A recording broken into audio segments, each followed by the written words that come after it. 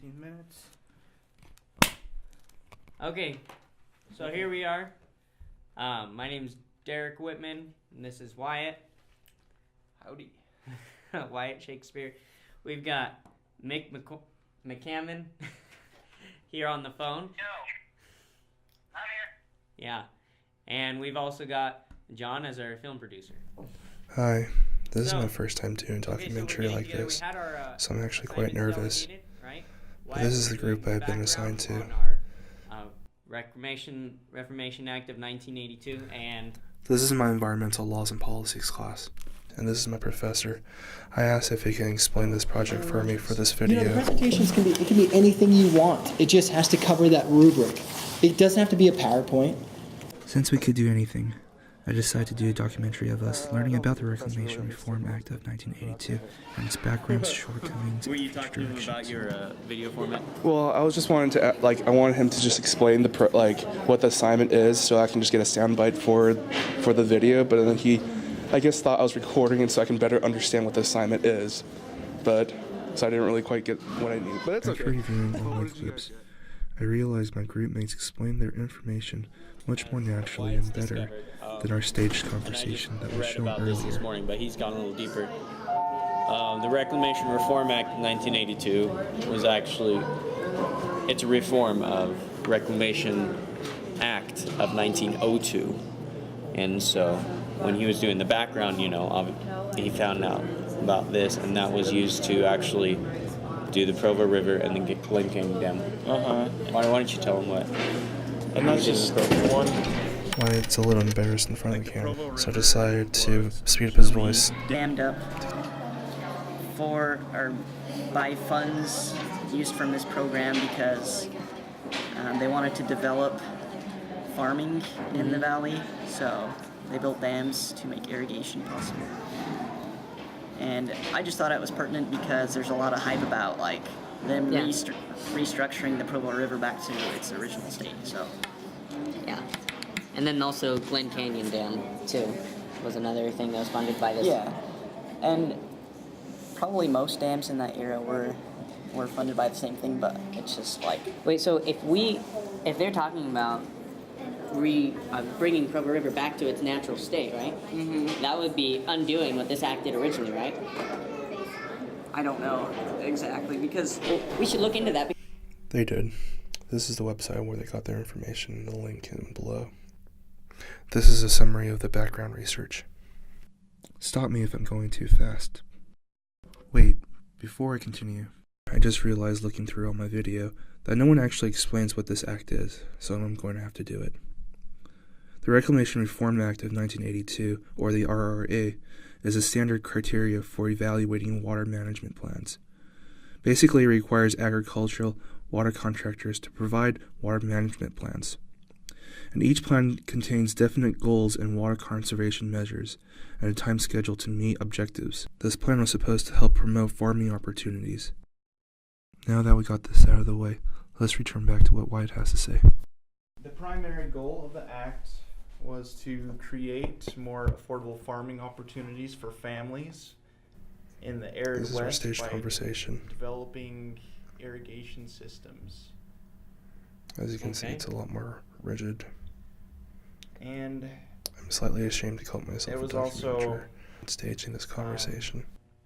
made to relieve urban congestion. Examples that I've been able to find a lot of information on. The first is one local here, right in Provo. Yeah. It was the Provo River Project. Mm-hmm. And the project was for the people here in the area who wanted to farm but didn't have enough irrigation water to perform that. Okay. And in the project, in the 50s and 60s, the people dammed and straightened the Provo River and created irrigation systems that they were able to use in their fields. And now, so yeah, it's holding back Lake Powell. And for the Provo River project, Mm-hmm. this is one of the dams, the Jordan Hill Dam that was created. And this is the river today. I've come up with a few issues, shortcomings. One of the shortcomings This is Derek. was irrigated land usage wasn't allocated enough for future. They didn't have enough foresight. And so I really like how he explains the drawbacks to Mick over the phone instead of in our fake conversation. You can see the difference between this and our staged conversation. And that's what spurred the Reclamation Reform Act of 1982, or the New Land Reform Act. And that basically just changed the allocation of irrigated land usage and some other stipulations associated with what farmers had to do for their lands. So that's one thing I focused on. And then another shortcoming was that they kind of took away some of the natural environment. So that's where Provo River comes in. Can we put this on Skype and discuss all this? Skype won't connect right now. This is the reason why Mitch doesn't appear in this video. So, But that's okay, because he didn't really want to be video recorded. It's a win-win situation. yeah. So this is just real, we're just going with a real basic summary. All we have to say about the Provo River is I say that it's a shortcoming because it took away some of the natural look of the environment. And then you say for the future. Before I get ahead of myself, here is a summary of the drawbacks. This is the source that we used. If you're interested to learn more, the web address is on top. Once again, if I'm going too fast, just tell me to pause the video. Tellico Dam in Little Tennessee River, which threatened the snail darter fish habitat. And that dam, even though it was nearly completed, ended up not being finished because because of the lawsuit. They didn't want to destroy that habitat. Look at us. We're like a galactic council, planning to Okay, so defeat where the are we evil going Emperor from here? Zurg.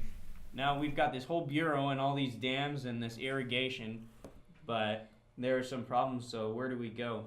Mick, did you find anything? Mick, I got 3 minutes left on the camera, so you got exactly 3 minutes to say this. Unfortunately, he does not complete it in 3 minutes. Let me show you a I reason talked to why. our professor earlier today, and so he was reminding me that we're not getting into a whole lot of detail. We're just kind of touching on how the law, like originally, has affected us now. So we're not going into the Provo thing. That's not like the real focus. That's just one thing we're saying is a future direction. And then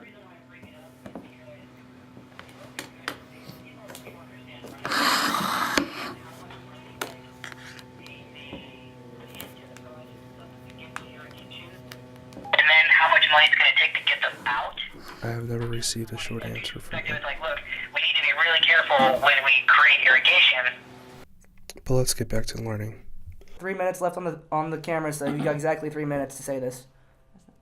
Okay.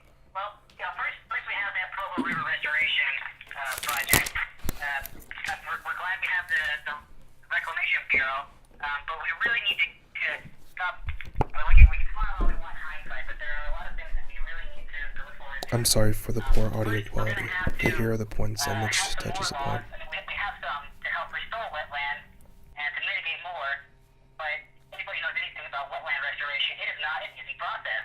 So, monetarily speaking, good policy execution through the Reclamation Act will keep things like I sped his voice by 20% to compress for time. a very tight issue.